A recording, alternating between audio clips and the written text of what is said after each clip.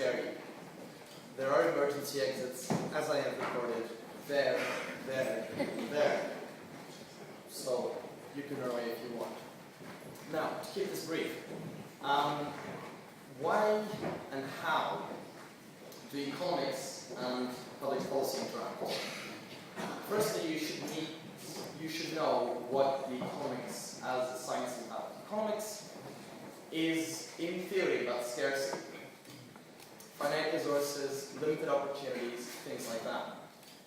To concretize this very easy for you, Facebook predicted that it was a turnout of 159 teams. I think there is more than that.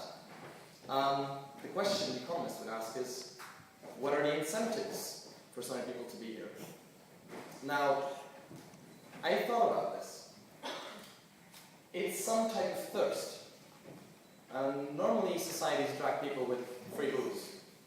But seeing no wine, I'm assuming it's a thirst for knowledge, really. So congratulations on that. Now, where that cuts in with public policy is quite easy.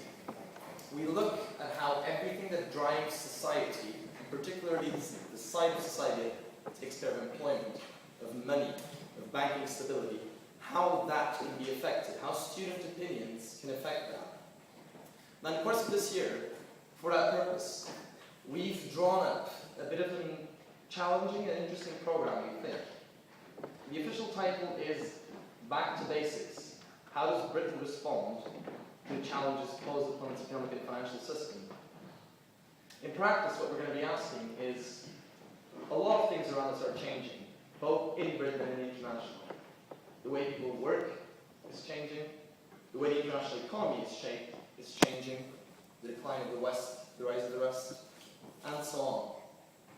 How should our government, which legitimately, as mentioned earlier, democratically represents us, how do we believe they should react to these challenges? Is this an opportunity for reform? A way to go down the same track? What reform? What choices? Now, to do these events, we had a bit of an abundance of choice. If you look at the newspapers today, most of them talk about the European debt crisis. I think one of them talks about how India set up a development fund on its front page. So we've had quite an exciting time choosing topics, and we chose not to stick too much to the events that come up this year, because though they might be relevant, do they matter in 30 years' time? So we balanced it out. We have 3 events this year that will be dealing with more long-term changes in the economy. The first of them is on the 17th of October, that's a Monday, at 6 o'clock. I'm expecting all of you there. It talks about social entrepreneurship. It talks about whether companies can set up their ventures differently to contribute to society, to solve some social issues, and so on. The second one should be interesting as well. It's about the European debt crisis and how that affects Britain, how a possible collapse of the currency union, how a possible collapse and default of Greece can affect British economy, British stability. That event's going to be on the 30th of November. The third event is after New Year's, the 25th of January. It's going to be talking about China's exchange rate policy. How exports from China can flood over some markets in the world because the yuan is kept low. How possibly such can affect Britain. How that can be useful for us as well. You might or might not know that after Hong Kong, London is the biggest trading hub in the world for the yuan. So we might actually benefit from it being slightly undervalued. The last event again talks about a change in society, and it looks at the last financial crisis and how some investments have turned out really bad, and why the economy and economists are not very popular right now. We'll be looking at Sharia banking as an alternative, and throughout the year, I hope you think, when you see any other type of public policy, from time to time of this other Democratic American president, after Ben mentioned this one. Because in 1992, Bill Clinton ended the presidential debate, and probably won the election, with one very simple one-liner. It's the economy, stupid. And that's what we believe.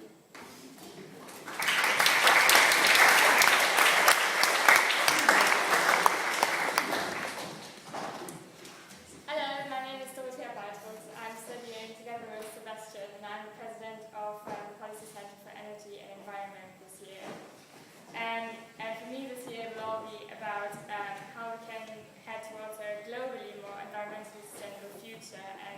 what public policy has to contribute to that. Again, I have planned 4 events for this year as well. The first one will be on the 31st of October, and the topic is going to be our current food culture and how it is at the moment damaging the environment, how it is increasing food and water scarcity in the developing world, and what alternatives to that can be. And of course, for us it's important to ask what is the role of public policy at the moment in this, and what role does it have to play in a change towards a more sustainable future. But of course we also have to ask what role does the private sector play in this, and has to play in the change in this field. The second event is going to be about sustainable energy. What is the potential of renewable energies? Could they be the solution to our energy insecurities? Or can they really only provide a small percentage of the energy that is required? And if so, is nuclear energy the answer to that? Do those benefits outweigh the costs and the risks? And also, how can we improve energy efficiency? Because I think we not only have to ask how can we change the supply of our energy, but also how can we change the way we use energy, the amount we use, and the way we think about it. The third event is going to be about the so-called sixth extinction, as you might have heard of, which is the dramatic decline in biodiversity that we see, which is due to human actions. I think first of all it's important to look at the reasons for that. What role do things play, like overexploitation of natural resources, pollution, overfishing, poaching, human overpopulation, and so on and so on. Can we change these factors at all? Can we stop this process, or at least slow it down? And how can we do this? What role can policy play in this?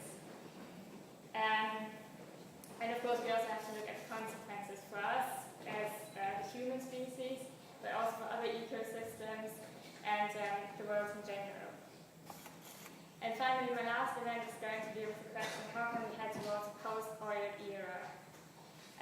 Which is of course a very important issue at the moment due to the thirst for oil of the emerging economies, but also our own oil dependency.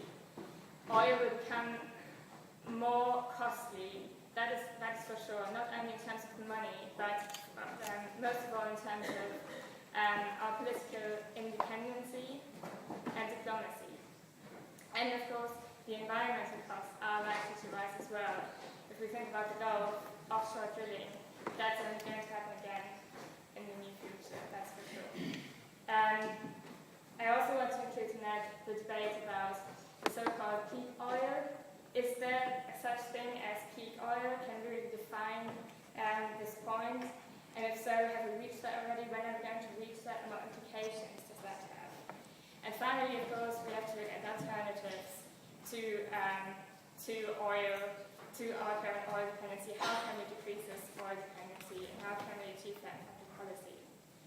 I'm very excited about this event.